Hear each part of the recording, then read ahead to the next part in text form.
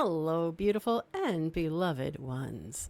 This is Lorelei from the Tightrope to 5D Music Reactions. And if you don't know what that title's all about, stick around to the end, because I'm going to give you a special message about this historic shift from third dimensional consciousness to fifth dimensional consciousness happening now.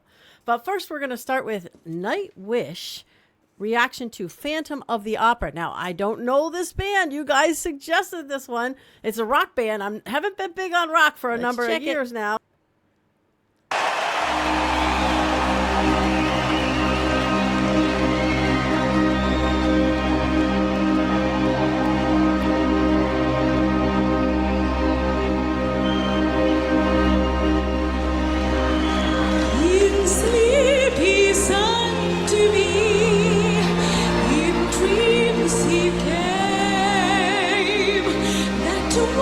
Which calls to me and speaks my name, and do I dream again? For now I find the phantom of the opera is here inside my Well, so far, she's got a beautiful operatic voice, which I do like a lot. So enjoying it so far. Here we go. Oh, by the way, don't forget to like my video, like hers later. She's doing a great job. And subscribe.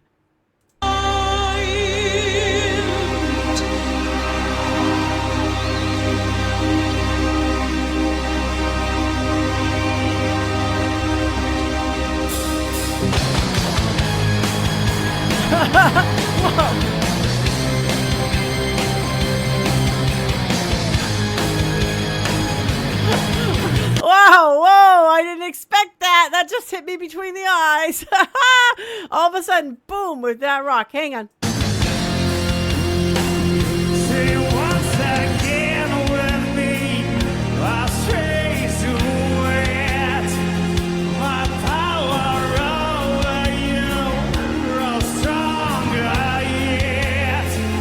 I know you turn from me to glance behind. The phantom of the opera is there. Inside your mind.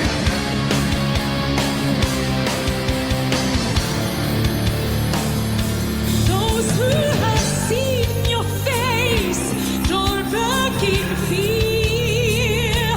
I am the mask you wear. My sweet veil here, your spirit and my voice, they won't combine. The phantom of the opera is here. Inside your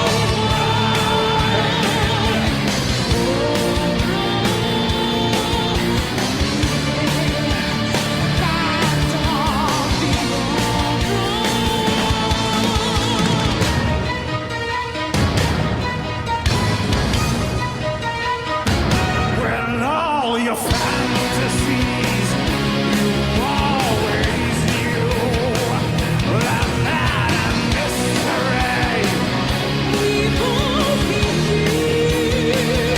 when in this labyrinth When night is light, the phantom of the opera is here. I mean, there's just such a dichotomy. He like really has that scary voice, and her with that beautiful, gorgeous operatic voice. You know, hold on. There's such a I don't know what that's called, contrast there. Let me go back a little bit, where he gives his thing. phantom of the opera is here. Inside your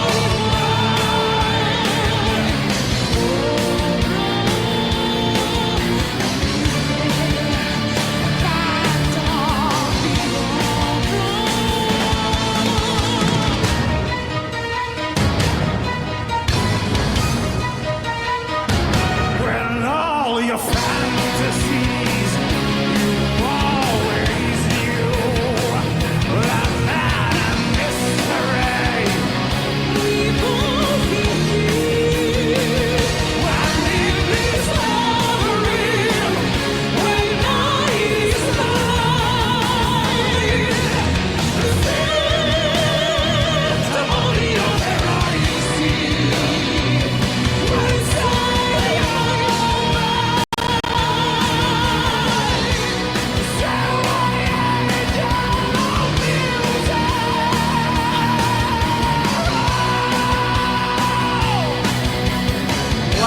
like his rock way of doing it really gives you that kind of I don't know, that grit, that scariness, if you will, from this movie. Hold on, let's go back a little bit.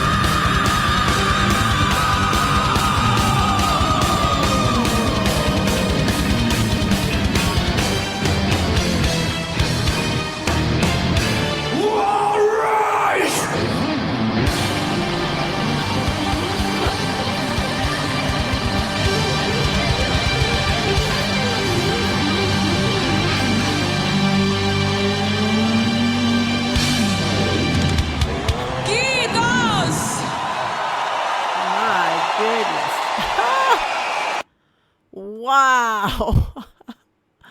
That was one heck of a performance, wasn't it? Holy cow. I mean, I've never seen this movie. Well, maybe I did a long time ago on TV, though not in. I'd like to see it live, actually. This not movie, but this play, I guess it is, operetta. So I've never seen it live though, but I do know that it's usually not done this super, super rocky way. And wow, did that sort of brought it to life, didn't it?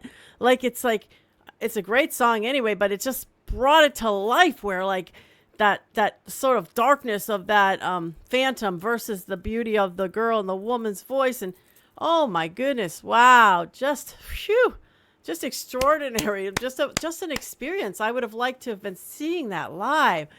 Wow. Oh my goodness. But now we have to talk about the third dimensional, fifth dimensional, my scale. Not getting into the message yet, but my scale. I usually scale these things on a level of what brings you more toward third dimensional: fear, pain, sadness, anger, suffering, and what brings you more toward fifth dimensional: love, joy, peace, bliss, and all of that. And we have to admit that this is kind of a dark song. It's kind of a dark theme to it, with this dark, scary Phantom of the Opera. And there is love involved. And she does, if I recall correctly, look beyond his scarred face to see into his soul or whatever. If I recall, please correct me. Comment. Tell me anything you know about this song and the movie, by the way. And comment also, do you feel that sort of darkness to the song as a whole, right?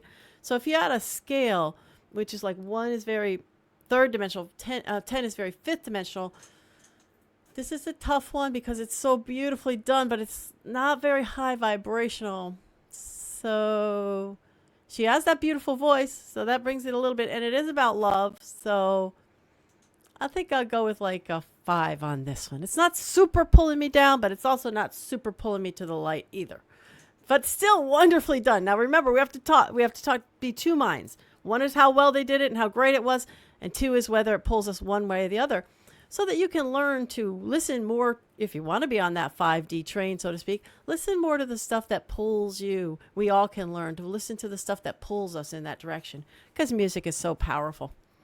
Okay, my fifth dimensional message today is let go of tribal mentality. It's necessary to let go of tribal mentality to get into the fifth dimension, because the fifth dimension, by the way, is all unity and oneness. And there's a glory about your heritage for sure. It's that everybody keeps their personal sort of identity when they move through to the higher dimensions. They still keep the personal identity, but it's all inside of the unity and oneness. So for instance, my twin flame, his identity that shows up to me is more or less of a kind of like a dreadlocky kind of person from the islands, there's a word for that, Rastafarian, right? That's the identity that he enjoys, and so that's how he presents. He could present other ways if he wishes to, and probably does, I'm sure, to others and for other reasons, but that's the identity he enjoys. So what's so crazy, we hang on to these identities that we have. What is the color of our skin? What is our nationality? Be European or African or from the islands, Caribbean, all of these different ways that we hang on to that. And this is so third dimensional, because we're often feeling like this is our tribe, right? These folks over here are our tribe, and the rest of the world is out of the loop. I felt this experience of kind of chagrin, because I have remembered many past lives, not all at once. I remember them starting in my probably late 30s maybe, and I remember many past lives. And then in one particular event I went to where it was like really powerful 10-day silent meditation, I remembered like 6 or 7 of them, okay? And in these past lives, I have been every race, color, and creed. I have been Black. I have been Egyptian. I have been Japanese. I have been Native American. I have been Caribbean. I have been all, I have been African Black. I've been Caribbean Black. I've been USA, slavery times Black, okay? I have been so many different things. I've been Irish, I have been, what's one of the others? There's more. I can't think of them all. But so it's been painful to me when I've wanted to participate with something, for instance, going to a Native American tribal ceremony, and they say, nope, sorry, you're not Native American. You can't come in here. I mean, couldn't I even just watch, couldn't I participate in some way? Aren't we all just at a place where we could sort of share the beauty of our heritage? By the way, I do have just as much Native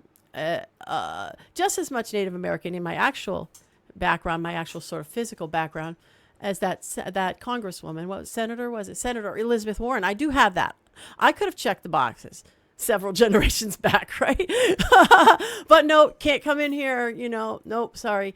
And I love you, Native Americans, but I mean, in a way, I guess maybe you're trying to keep your things like sacred or sacrosanct, but it's tough, then like I've gone to, like, I love to dance, and I've gone to dances with Black Americans. I don't know if they're African or whatever, Caribbean, and actually been told, like, what are you trying to do? Show me up, you white thing, you? I mean, it's like, really? Because I'm dancing and I like to dance and I happen to know how to dance, to this kind of music, That was in my younger days, in my 20s or something like that. So, I mean, there's this tribal mentality. These are my people. Everybody else is out of the loop. And it's so third dimensional. It's so very third dimensional. There's, where you get to the higher dimensions, it's like everyone is sharing. Like, if you love to enjoy different kinds of food in the higher dimensions. You don't have to eat, but you enjoy eating. So you can do this for fun and joy. And people bring their own special kinds of food, and you get to taste from the different areas those kinds of food. Or the music. People bring their own special music to the various wonderful dances and choruses that they have. And you get to enjoy all the different variety of it. And that's fifth dimensional. But the problem with the kind of tribalness is we literally start to fight each other. You're not the same as me, so I'm going to fight with you. I'm going to think automatically, first of all, because you don't look the same, or you don't speak the same, you're not the same, kind of way of thinking as me. So I'm automatically going to think something is amiss. Automatically I'm concerned, I'm worried, I'm thinking that, there's going to be a problem. That's what the tribal mentality brings us. I've even had, people get tribal about all kinds of things, by the way. It could be their football team. And they get, some of these football games, they've literally gotten into fights with each other. I mean, that's insanity over a game, right? Because you're so tribal that my team must win. I remember being in the Chicago Cubs when I was living in Chicago many, many years ago. And my sister had come, and we went to a Chicago Cubs game, and the White Sox were playing. That's, of course, obviously my quote unquote team if I have a team, you know? So we were rooting for the White Sox, but we were very careful. We didn't want to be too loud about it because those Cubs fans were so, they were so brassy, and so we were afraid one of them was going to come and, punch us in the nose if we got too loud. So, I mean, it was like crazy, and this is the crazy third dimensional way we think. And it's the cause for so much strife and suffering. And in fact, I have even seen it with the people on my reactions that are super all about this one singer. And you have to, if you don't say this one is the best in the world, which I never do, by the way, you'll notice I never do, because I don't feel that there's anyone that's the best in the world. I think everyone has a wonderful specific gift that they bring that I love to enjoy in the ones that I do enjoy. For the most part, I do enjoy the ones I look at. But, I'm not comparing the one to the other so I can say what is the best so you all can feel good about your tribal way of looking at it. No, I'm not going to do that. And if I should say something like that's imperfect, like that, or that you perceive as maybe the fan out there perceives as imperfect, then they want to jump up one side of me and down the next, right? Even on my scale of 1 to 10, I say very, very clearly, this is not about how wonderful and talented the person is. This is only about what the song does, pulls you one way or the other. And they still get upset if their person is not up in the 8 or 9s or 10s, some of these folks. Tribal, just totally tribal. And I don't mean the good parts of tribal, because there's a lot of good parts of tribal, right? That I've been in those tribal, and I remember lives in those tribal. There's that ceremony, there's the community, there's the coming together, there's the singing and dancing together. I'm talking about the worst parts of tribal, the one that wants to beat the war drums and go have a war with the other tribe. And some, by the way, of the tribes back in the day were more peaceful. They weren't looking actively to go have a war, but others were not. And others were actively looking for who I could war with. And that's the kind of tribal I'm talking about. You want to actually have a war with a complete stranger on the internet, a war of words over a singer that you like some certain way. You want them to say it exactly the way you want them to say it. You want them to praise that singer or that football team or whatever it is that you're going tribal about, right? I mean, I think it should be obvious why this is so third dimensional. It's okay to be a fan of something and lightheartedly, express that, but the problem comes in when we get crazy with our words, even willing to insult people and yell at people or whatever we do. That's one-on-one interactions I'm talking about, I mean, that's where it comes very third dimensional. It should be obvious why. Because that fighting, that warring, that getting upset with each other is totally not present in fifth dimension. If you want to be fifth dimensional, you're going to have to let it out. If any of us, if we want to be fifth dimensional, we have to let all of that tribalness go. Even up to being tribal about our families. Right? When in my marriage, they told each other when they were young, if anybody bothers your brother or sister, whatever, hit him over the head with a 2x4. And it was a joke. They didn't really mean to do it, but that was the joke. We were that tribal about our family that don't bother our family because we're going to come at you and get you. And I was like that too about my family when I was young too, about my sisters. I was. But I mean, I really remember literally breaking off a friendship with one person that I was a longtime friend for many years, very deep friendship, because she said something I did not like about my sister. I mean, that's insane. I never forgave her for many years. Well, finally got older, and of course I've forgiven her now, and I still love her and everything. But many years I wouldn't even talk to her. I kid you not. That's how tribal I was.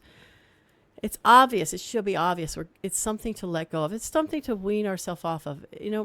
And I would say wean yourself off like it's an addiction, like if you're the one who gets tribal about any certain thing, be it your family, be it your race, be it your heritage, be it your singer, be it the football team, whatever, you may need to just say okay, I'm not going to watch that for a while, or I'm not going to interact with people on that subject for a while as I try to get a hold of myself. I mean, some people can just step back and be like, okay, I'm going to kind of let go of this ego-based tribal thing. Other people really have to go cold turkey and stop, stop watching that singer or looking at don't look at the comments then. Okay. If you don't want to go tribal, don't look at the comments, or don't get into these, conversations with people about whatever makes you go tribal. That's kind of going cold turkey. And obviously, for the reason, because we want to get to that fifth dimension, that love, that peace, that unity, that oneness, that joy of being in communion with each other, where there's no separation. I mean, we know we're distinct and different, but there's no separation in our hearts from other people and other individuals, not just people, beings, right?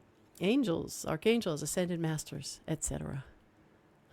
Okay, beloved one, that's my message for today. I'm sending you that beautiful fifth dimensional energy, that peace, that love, that joy, that oneness, that unity, that community, that communion with community. Here we go, coming at you now.